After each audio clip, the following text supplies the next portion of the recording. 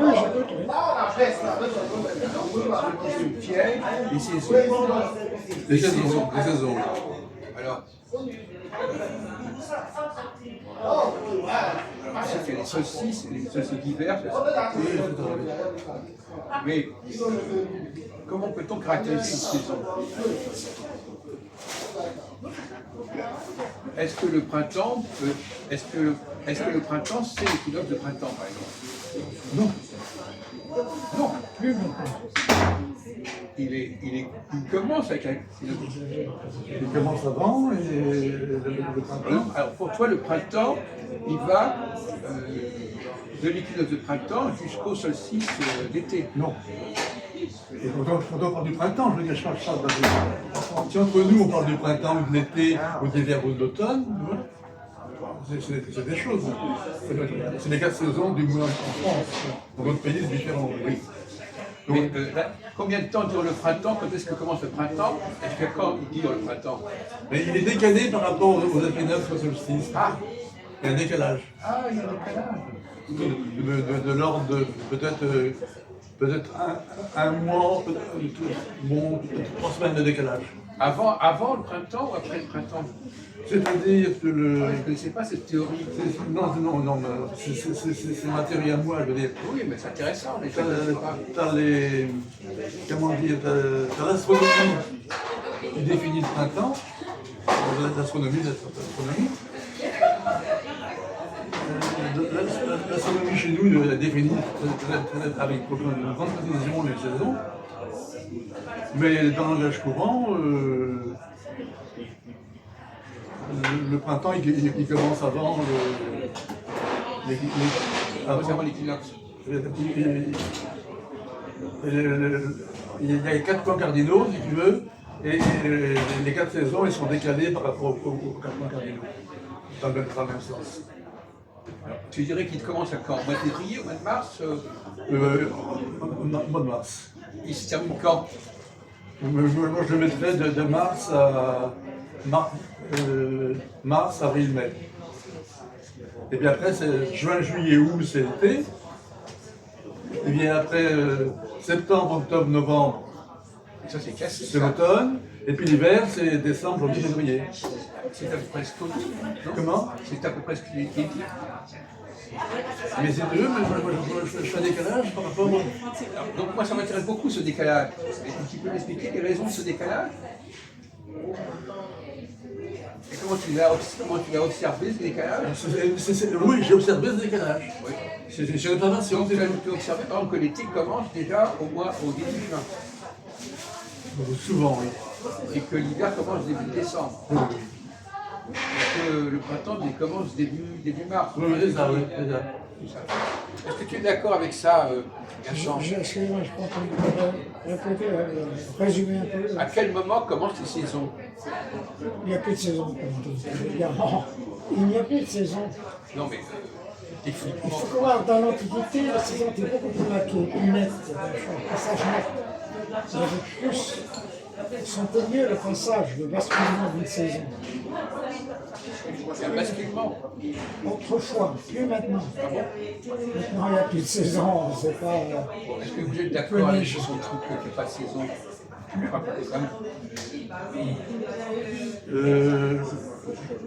Je suis d'accord, mais il exagère un petit peu quand même.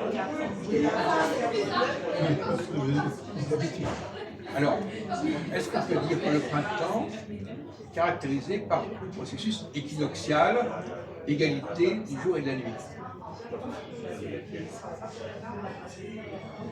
Parce que généralement on distingue le printemps, on caractérise le printemps et l'automne comme des membres. Le mot équinoxe veut dire équilibre, égalité entre jour et nuit. Oui, je suis d'accord. Au printemps et à l'automne, il y a un équilibre du jour et de la nuit. On peut définir le printemps et l'automne par les équinoxes. Alors, comment passe-t-on, à ton avis, René-Louis, du printemps à l'été? Quel est le processus qui fait passer du printemps à l'été? Il y a un déséquilibre qui s'instaure entre le jour et la nuit. Ce déséquilibre, il commence à quel moment? Il commence. À quel moment cette égalité ne fonctionne plus? Bon. Début juin. Ça. Avec les seins de glace. Je veux dire, c'est les seins de glace qui font la frontière. Et quoi Les seins de glace. Ah, les seins de glace. Mais c'est les agriculteurs qui connaissent ça. Alors inversement, Les seins de glace, c'est la fin du printemps quand on alors pourquoi ça s'appelle, moi je ne connais pas très bien, pourquoi ça s'appelle les seins de glace? C'est les seins du calendrier, c'est tout. Oui, d'accord. C'est tout. Donc les seins de glace attestent de ce passage. Non, pas. Non, c'est une observation populaire, je veux dire. C'est une tradition qui a un fond de vérité quelque part. Oui, c'est une tradition mais très fonctionnelle. Et les paysans se méfient.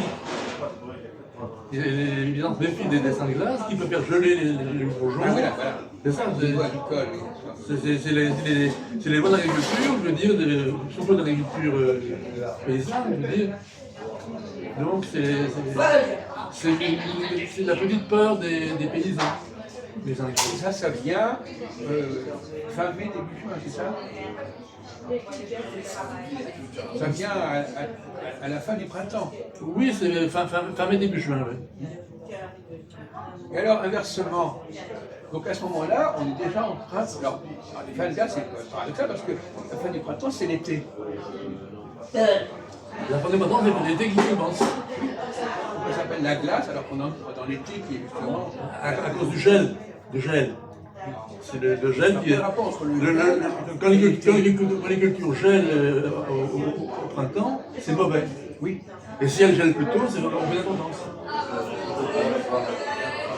Pourquoi il y a ce problème saisonnier comme ça, qui est un petit peu paradoxal. Oui, mais c'est français, je veux dire. Je ne sais pas comment c'est dans les pays voisins, tu comprends le développement, ça c'est des traditions locales. Je veux dire. Mais même en France, c'est plutôt dans le nord, là où il y a des vignes, c'est ça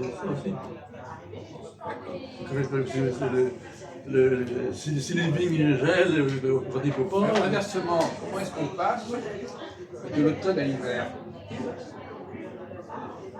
Il y a des éléments climatiques. C'est les feuilles qui tombent. À la fin de l'automne, les feuilles tombent. C'est quoi? Les feuilles qui tombent. Oui, les feuilles qui tombent, oui. La feuille d'automne. Alors les feuilles qui tombent, oui, c'est le fameux prévert. Oui, bon, c'est les feuilles mortes. Tout le monde, les feuilles mortes, etc. Ils se ramassent à la pelle. Alors on est déjà en hiver, fin novembre. Début décembre. Début décembre. Oui. Moi je suis né le 1er décembre. Je préfère le 1er décembre. Tu es né aussi, oui d'accord. Alors, ça n'est pas très clair. Est-ce que par rapport à l'astrologie, ça a une signification tout ça? Les saisons. Est-ce que tu fais un rapport entre le zodiaque et les saisons? Bien sûr, évidemment. Alors, par exemple, le signe des Gémeaux, c'est déjà un signe d'été, par exemple? Je connais pas tellement, moi je connais le signe du poisson, moi c'est mon signe, je veux dire. Ah oui, alors toi tu es un signe du poisson et je suis un signe du Sagittaire. Donc on est des signes un petit peu. Non mais l'ascendant Sagittaire, mais c'est l'ascendant, mais moi je suis poisson au niveau du signe. Les saisons renvoient au signe, parce que l'ascendant, c'est par rapport. C'est un cycle journalier, je veux dire. C'est autre chose. Non, parce que sur le plan symbolique, ça pourrait fonctionner aussi. Oui, bien sûr.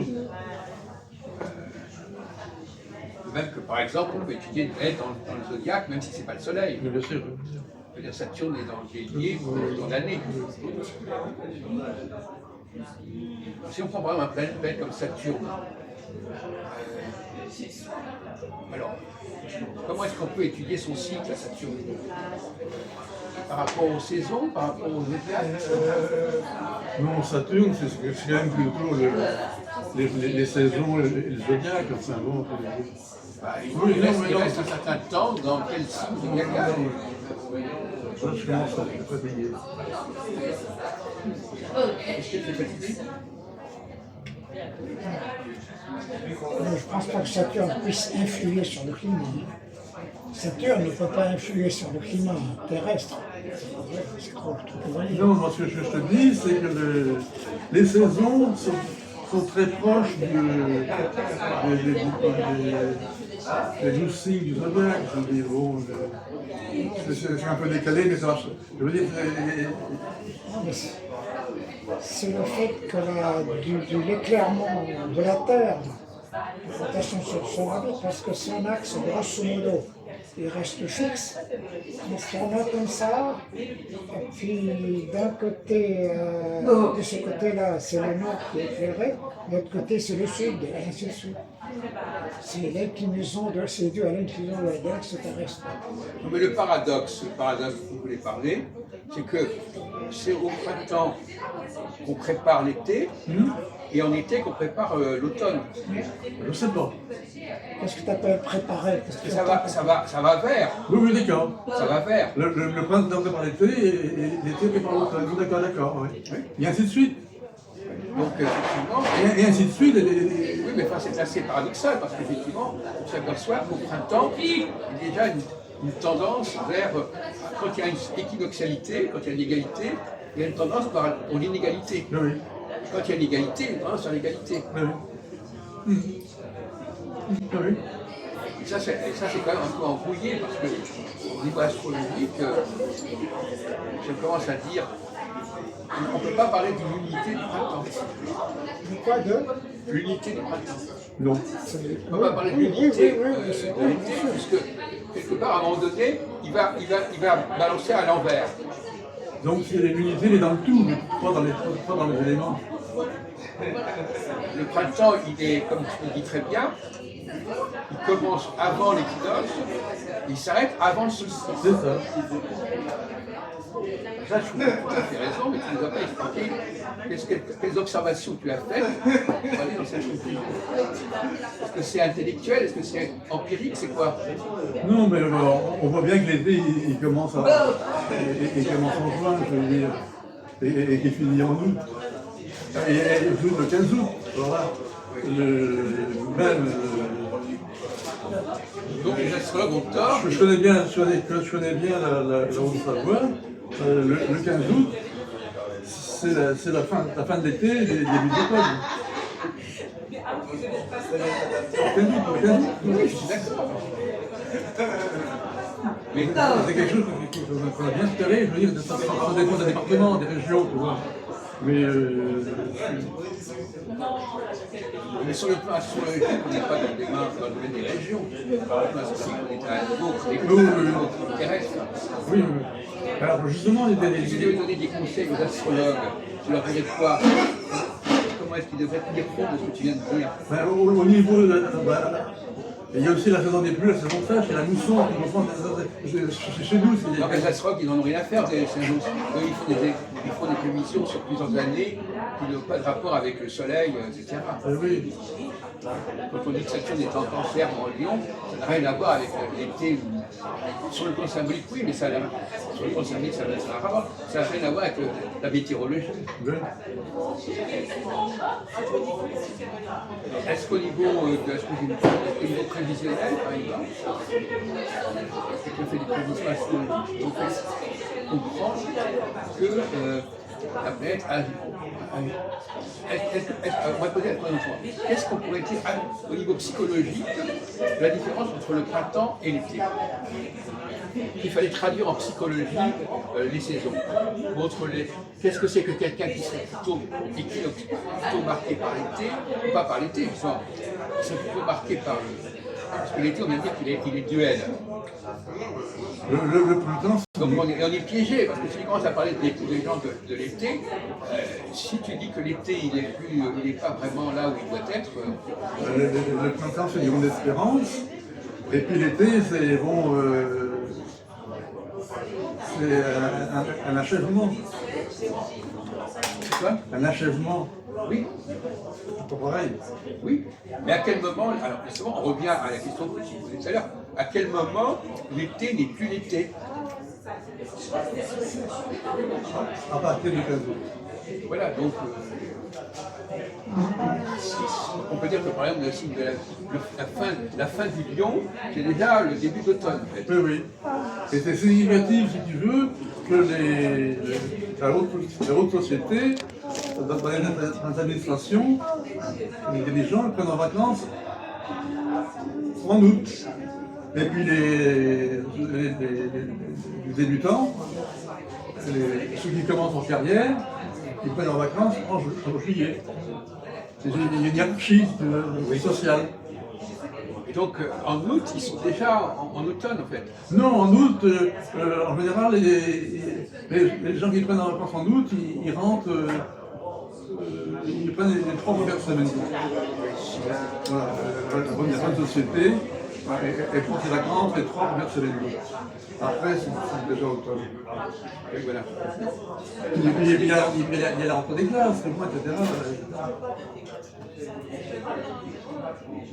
Bon, alors tu continues alors donc finalement, parce que je trouve qu'il y a une contradiction dans tes propos. Parce que à la fois tu es tenté de décrire le type d'été, Oui. mais tu ne peux pas le décrire par rapport à l'été, puisque l'été, on ne sait pas très bien ce que c'est que l'été. L'été magnifique, c'est fin juillet. Alors fin juillet, c'est magnifique. Après, bon. Est-ce qu'on peut transposer ce que tu dis au niveau saison quand on étudie d'autres planètes que le Soleil? Parce que ce que tu dis, voilà, pour le Soleil, Oui, mais pour Saturne ou Pluton, c'est pas les saisons. Bien sûr que non. Mais il y a une transposition. Là, je parle du soleil. Oui. Je parle du soleil. Et moi, ce que je voudrais savoir, c'est ce que tu penses si on passe à la planète. Je peux me donner des conseils. Alors, ce que tu dis au niveau du Soleil, c'est transposable au niveau des planètes. D'abord, le soleil, c'est une planète. Oui. Enfin, les autres planètes, elles n'ont pas la même vitesse, elles n'ont pas le même... Justement, ce qui est intéressant, c'est qu'il y a 2 planètes qui sont proches. Il y a Vénus et Mars, donc qui sont proches du Soleil. L'une qui est Mars, c'est au-delà de la Terre. Vénus et Mercure, tu veux dire. Non, je parle par rapport à nos saisons à nous. Oui. Non, mais ça c'est... C'est vrai, ce qu'on appelle, ils ne peuvent jamais s'éloigner du Soleil. D'ailleurs, en astrologie, on dit qu'il y a une élongation. Quand il y a le Soleil dans un thème, Mercure et Vénus ne sont jamais très loin. Non. Donc ça, c'est encore particulier. Oui, non, mais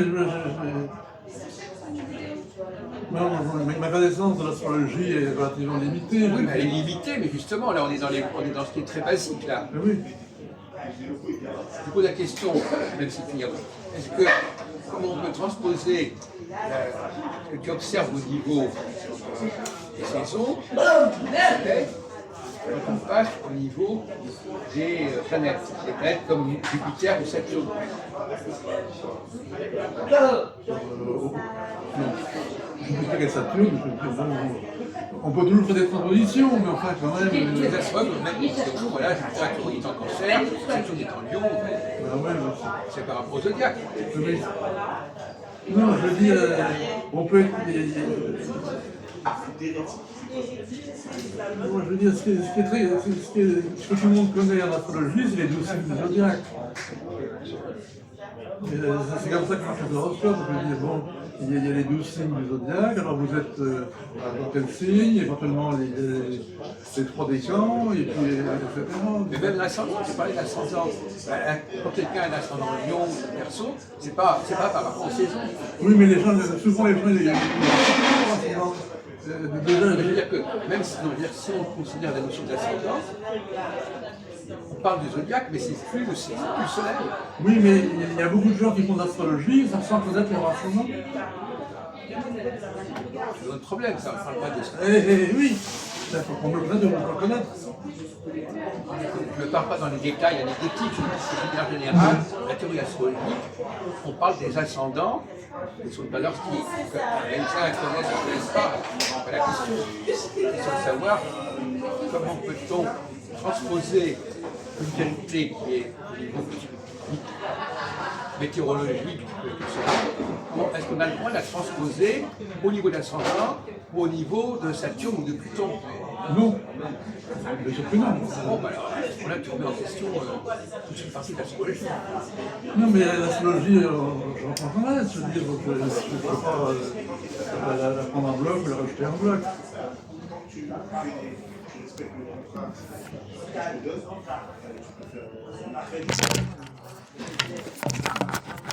On va changer de sujet.